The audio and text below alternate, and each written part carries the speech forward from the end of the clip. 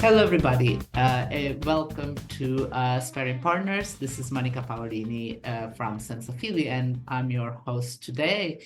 And with me, I have Eugina Jordan, who is the queen of tip.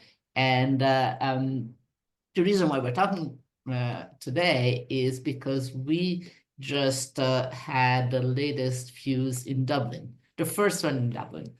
And it was a great event. And so what we want to do is to talk about what happened in a very kind of sort of behind the scenes a little bit, what went on, what we liked.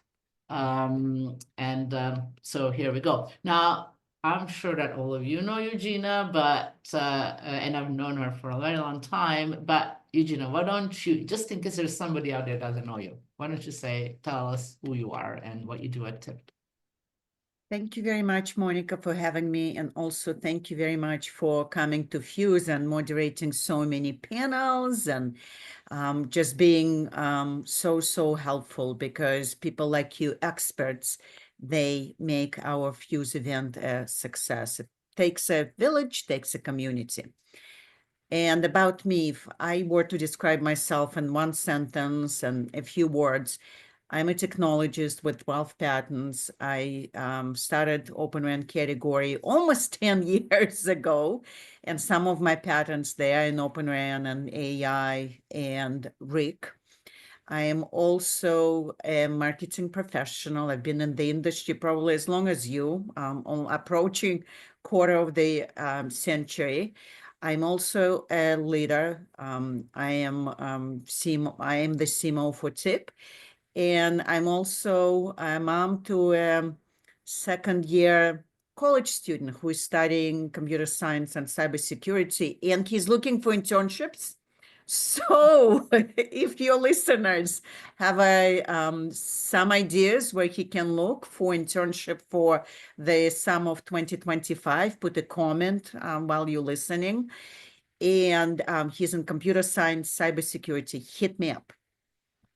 Absolutely right. And that's actually it's very good. I don't have kids, but it's actually very good to have kids because you kind of find out what is that they do with the technology that we work on, which is very different than what we do, no matter what, So you have this extra insight for free.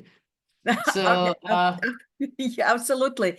He's the one that when I was working on AI with my previous employer, he was talking about interesting things about the privacy, the copyrights. Like he wouldn't touch Midjourney because he has a lot of friends that are creatives, and Midjourney scraped all the artists their work. So his generation, Gen Z, they are hardworking, but they also want this world to be a fair place. So yes, you're absolutely right. He's been teaching a lot about different things in computers and technology and everything else. yeah, that's very good. Okay, let's go back to FYUZ. So let's just start with the sort of first thing. It was in Dublin this year, no longer in Madrid, and I hope you're gonna be staying there. I don't know, maybe you can tell us that. But it was a good experience because the Irish people are incredibly hospitable. Oh my God. Yes, yes, yes. And love my Irish people. Yes. Grateful. Yes, and and I guess that this is something that it was true also on previous FYUZ. It's a very social event. I mean, clearly we talk about technology, but the social, I would say social, personal, in-person interaction with people, it's really what makes, I think, an event successful. And that's where FYUZ really stands out because it's not too big, it's not too small. A lot of people I know, and the other half of the people that I do not know are people that the other people I know knows. And so you just get to know, you get to catch up with the people already know, and you get to meet a lot of other people, which is much easier to do in that kind of environment than when you go to Mobile World Congress, where everything is so hectic that you kind of have to really be sharp focused. So what's your feedback now that you probably recovered some sanity after working, I don't know how many hours to set it up. Yeah, it's been very few. It's been long hours for quite a few months because we started planning last February.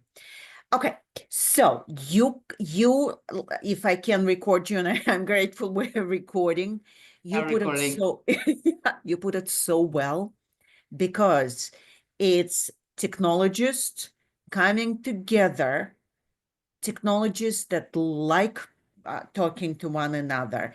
So that's the tone of the event. I've been looking at the survey because we've been running survey for FYUZ, and that's what people notice, that it's an inspiring atmosphere. You can talk to everyone. There's a lot of mobile operators that normally you would not get access to. And there you can hit, executives from Vodafone, AT&T, Telefonica, Indosat. They're right there, and they are approachable. So some people said all the decision makers were there. And that's what FYUZ is all about, because we bring right people in an atmosphere where everyone can openly share. And that's the beauty of FYUZ. So you describe it perfectly. So what kind of feedback did you get from the survey? What is that? I mean, other than this, what do you think? What did people say? So people like the content. And again, we are technologists. So we, tip leadership team, our co-chairs, we worked on the content. So of course it's industry relevant. Of course there's a lot of good case studies. Of course there's no hard selling. So content, people said high quality. That's consistently came throughout the survey. Then second one, people were talking about great opportunities to network. Our exhibitors were extremely happy. The show floor was on the first floor and it was buzzing. So people had some really, really good meetings. And that's important because we're grateful to sponsors as a nonprofit, because they pay for the event. So content, high quality, check. Networking, high quality, check, and also learning opportunities, especially people that came far from, flew from the US. We had a very quite high attendance from the US, and also Middle East and Asia, and even Africa. So we were very globally represented. I think we had 51 or 52 countries.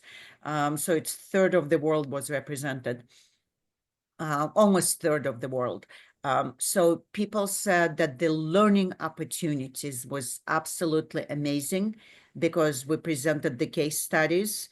TELUS case study was very well received. Obviously, AT&T, Vodafone, Telefonica, MTN. And it's not just on Open RAN, but also on Open Optical. So mobile operators that came to the event, they were learning how they can deploy, and everyone else was learning how it was done and also what's next. And that's telco AI. So telco AI was the hottest topic at the show. Yeah, and then so let's get back to that and Open RAN. But before we do that, you mentioned Open Optical, and unfortunately, I couldn't really follow that as much as I wanted because there's a lot of parallel streams, and I was more into the Open RAN one.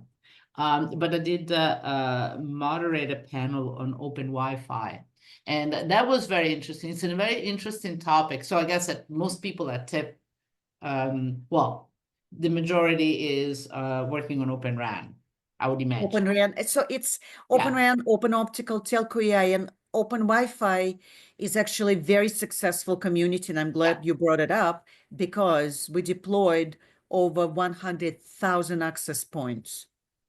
Yes, and I think it's very interesting because, and it's also interesting, I would say, for the Open RAN people, because it puts things in perspective.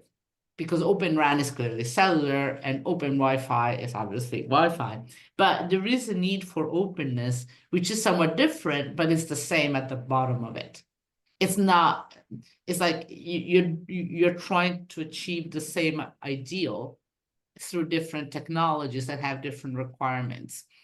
And so that I really loved doing it because to do the open Wi-Fi because it's a really new way, and it's also important because at the end of the day, we want not only to open different networks, but we want them to talk to each other.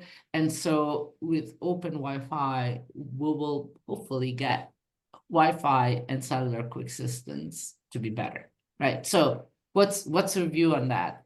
Because you say now it's real. I mean, it's real in the sense that it's commercial, open Wi-Fi. Yes, absolutely. And it's another option. It's anything open and disaggregated. It's new architecture by default. It's cloud native architecture.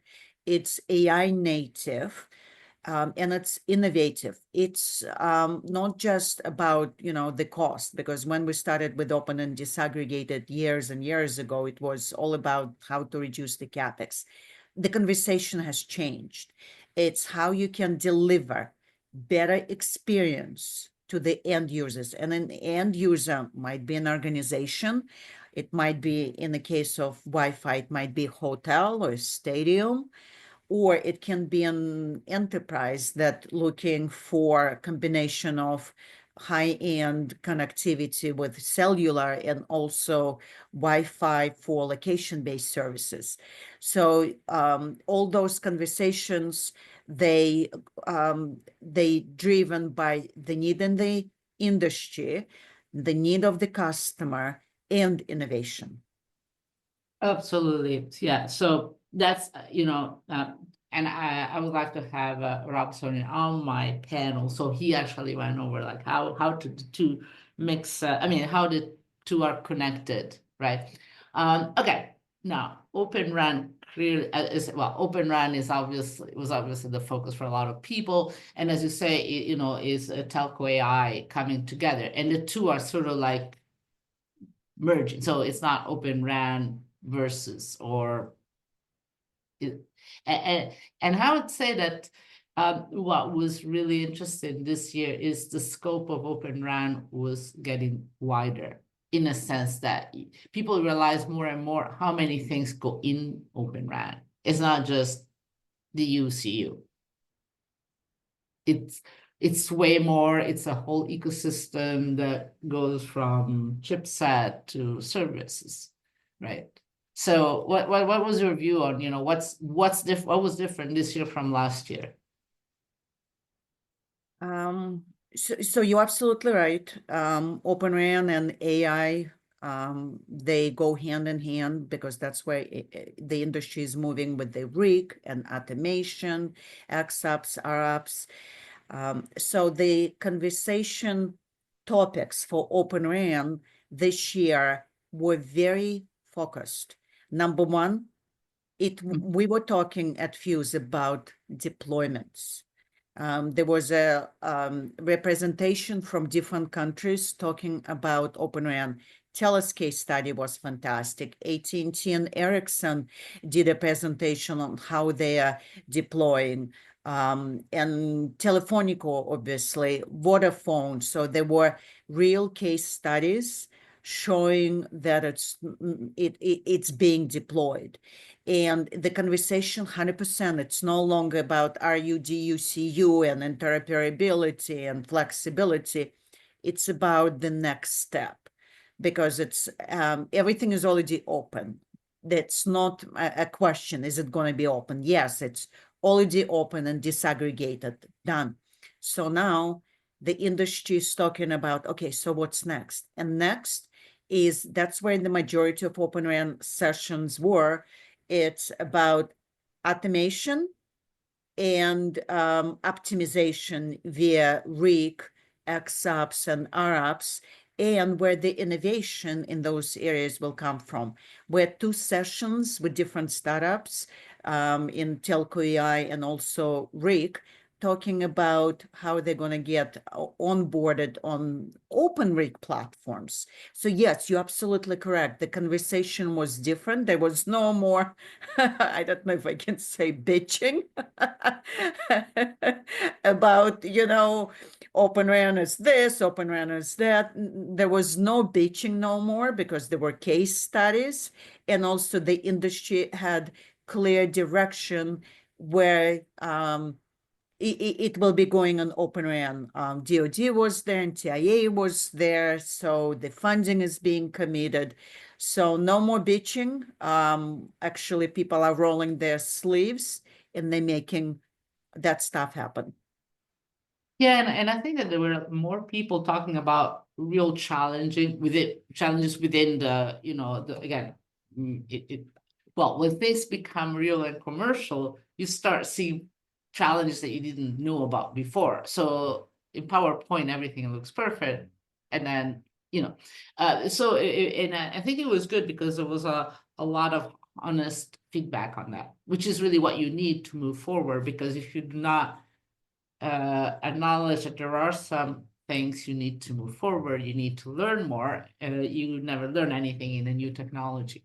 So I thought that was refreshing to see, and as you say, it's much wider because you realize the implications are bigger. So I had a session on I was moderating a panel, among other things, on automation and AI. And so we were talking about how in order to have AI, you need to have data from different vendors. So it's not just the interfaces, it's the data about whatever they're doing, be software or hardware, that has to be shared in order to have automation and AI to work. So you see that you start going further out. And I thought that was quite interesting. Yeah, you're absolutely right. And my dog is trying to get out, scratching the door because someone is at the door. So we'll see how long it will last. And they know so much about Open RAN. Now they're learning about Telco AI, so they're going to be experts, my 3 dogs.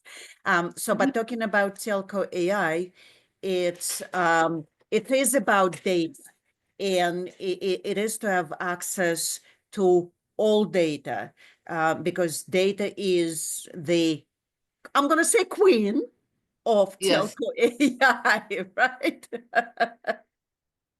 Yeah, absolutely. No, that's very important. So how do you see that? Because, and again, AI is going to be throughout. So it's not, you don't have AI in one part of the network, but not the other. So how do you see that working out for Open AI? I mean, my position is that for Open RAN, AI is even more important than for traditional AI, because there are more moving parts, there's more complexity.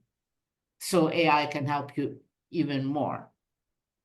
But it also, it also requires more work, because you need to have AI work. You need a model that works across different vendors.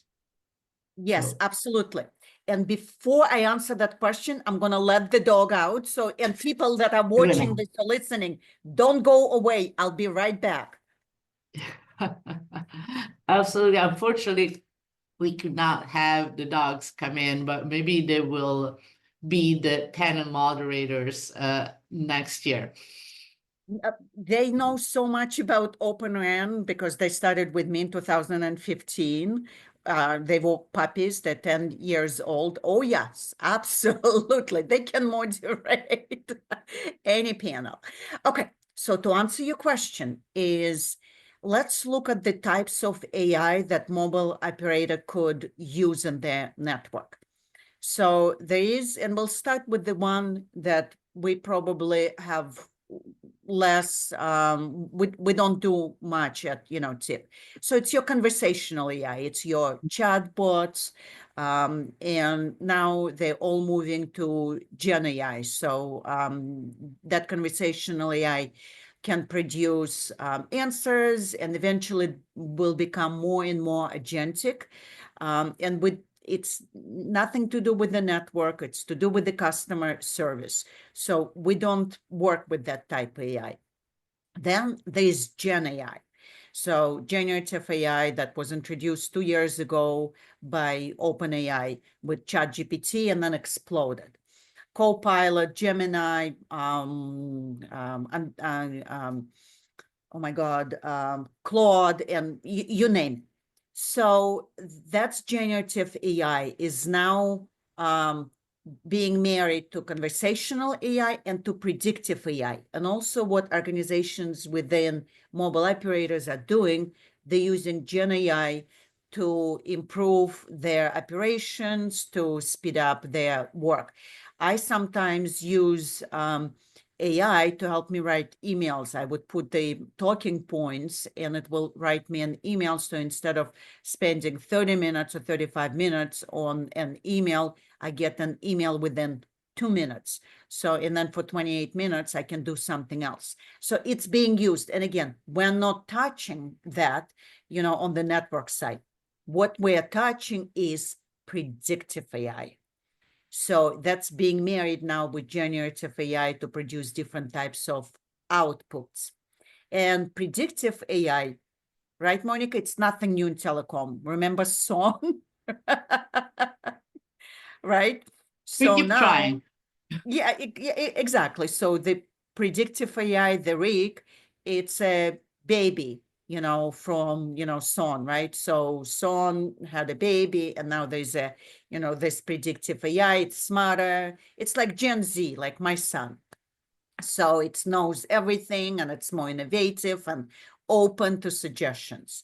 So in predictive AI, it sits end to end across the network. And that's how TIP is looking at it as well. There's predictive AI in the RAN with RIC, and it's for automation optimization. There's also predictive AI in the transport, because if you don't optimize your transport, your beautiful optimized RAN traffic is going to choke. So you need to do it end to end. And obviously there is data center. So where you put some of your workloads, AI workloads in the data center. And then if you look at AI, telco AI as end to end from the RAN through the transport to the data center, then you think where you're going to place the workloads and what type of workloads you're going to place. Are you going to place them at the edge at your end site? You're going to place them on the device, end user device, especially for IoT or manufacturing or healthcare, or you're going to run some of your workloads and train some of your models on the in the cloud in your data center. And that's how we look at it at TIP. We look at it end to end with our membership community. No, absolutely. And that's the power and the challenge. Because it's a lot of work, but if you get it right, then you get so much efficiency. Because I think that, we still leave a lot of money on the table right now in terms of efficiency. It could be so much better, and yet it's not trivial to do it well. And if you don't do it well, then you end up having sort of a negative impact. Because automation gone bad, it's bad. So, you need to find. Actually, I meant to ask you, what do you think about the AI RAN that Alex Troy is now leading that? Is this? I mean, I see it as complementary to what you guys are doing. Is there much of a relationship going on? How do you see that? Not yet, because they're a new organization, so there's no relationship going on. What we're doing at TIP, we have a very active telco AI group, and our co-chairs are NVIDIA, our co-chairs are Intel, our co-chairs DT. We have some fresh companies joining as co-chairs, Ericsson that just joined TIP. They're very interested in that group as well. Mobile operators are like DT are represented. Obviously, AT&T is interested.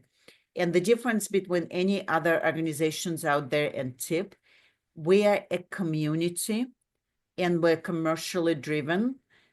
It's our responsibility and it's our mission and it's our charter is to help our vendor company members to create roadmaps and solutions and blueprints that can be deployed by our operator members. And there's a lot of success stories. During FYUZ, for example, MTN announced them deploying IPN Fusion open OPT routers. So, and that's been through TIP. So, and that's what we're doing in telco AI. There is, we're working on test plans, we're working on blueprints, and the work has already started. So in the new year, early in the new year, we will be sharing the results from that work. Same with Open RAN. And we need to do a better job communicating it. But we just released the 200 use cases for Open RAN. Half of them are, RIC and AI related, because that's what our operator members tell us what needs to be tested. I hope it answers your question. It's a little bit No, long-winded. it does. Yeah, and you're actually absolutely right. There's so much interest in RIC because RIC actually opens, again, it's a lot of opportunity, but there's a lot of moving parts, so to say. So, so we only have a few minutes left, so maybe we can talk about what's coming next. You mentioned, additional work. What do you see coming next at TIP and FYUZ? So FYUZ will be back next year. We're looking at the survey because in the survey there were a few locations proposed. So we're going to look at them. We might come back to Dublin. We might go, elsewhere. It all depends on where our community wants FYUZ to be, because we convene our community at FYUZ. What's next? So obviously there will be more blogs coming out of FYUZ. We will share the presentations on TIP's website. There will be videos posted, and in 2025 we'll communicate more about our member successes. We'll communicate more about regional successes from Indonesia and India. There's some great stuff going. Ariane is ending. It's a project with the UK government. We'll talk about it at March. We're hosting a roundtable on Open RAN at MWC. We will be hosting Telco AI roundtable at Networks X in Dallas and Open RAN roundtable. So it's those opportunities is to collaborate, take feedback, and then develop something that can be commercially deployed and impact our industry. Absolutely. Sounds like a good plan, and I was going to keep you more than busy as usual, and so that's great. And definitely look forward to the next tip. I couldn't say no matter where it is, but I'm sure it's going to be a good location. Madrid was great, and Dublin was great, so I trust that you will pick another one that is a good one. Eugina, well, thank you so much for sharing your thoughts with us today. Thank you for having me. Excellent, and thank you all for listening to this Sparring Partners podcast, and you can listen to the other ones if you go on to your podcast preferred platform and subscribe to it. Thank you so much.